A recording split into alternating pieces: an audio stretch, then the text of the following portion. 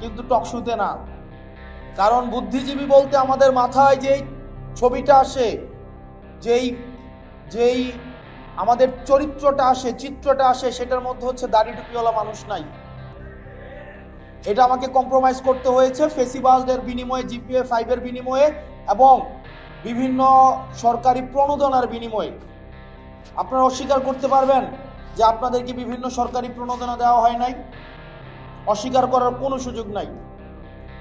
এই ফেসিবাদের শিক্ষার্থীরা প্রণোদনা দিয়েছে। এই প্রণোদনার আমি যদি বলি ঘুষ দিয়েছে, শিক্ষার্থীদেরকে ঘুষ দিয়েছে এবং সেটার বিনিময়ে আমাদেরকে মূল্যবোধে আমাদেরকে কম্প্রোমাইজ করতে হয়েছে।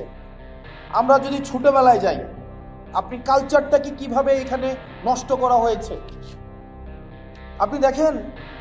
একটা সময়ে আমরা যখন ক্লাস 2-3-তে পড়ি বা তারও আগে, কিছুক্ষণ আগে সালাউদ্দিন আহমেদ সাহেবের সাথে আমার কথা হচ্ছিল একটা বিষয় নিয়ে, যে এই যে মক্তবের একটা কালচার ছিল আমাদের দেশে। সকালবেলায় প্রত্যেকটা পাড়া মহল্লায় একটা মক্তব কালচার ছিল না? এই কালচারটা কিন্তু আবার চেঞ্জ হয়ে গেছে। এটা কিন্ডারগার্টেনের মধ্য দিয়ে এটা প্রতিস্থাপিত হয়েছে।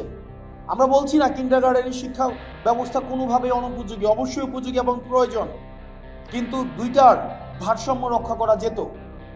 আমরা দেখেছি হাসিনা বিভিন্ন সময়ে আমাদের দেশে অপসংস্কৃতি, এই দেশে বিভিন্নভাবে স্যাটেলাইট টেলিভিশন থেকে শুরু করে ভারতীয় গণমাধ্যমের থ্রুতে আমাদের দেশে ইনজেক্ট করেছে, পিনাট্রেট করেছে বিভিন্ন সময়ে, আমাদের সোসাইটিতে ইমব্যালেন্স ক্রিয়েট করেছে।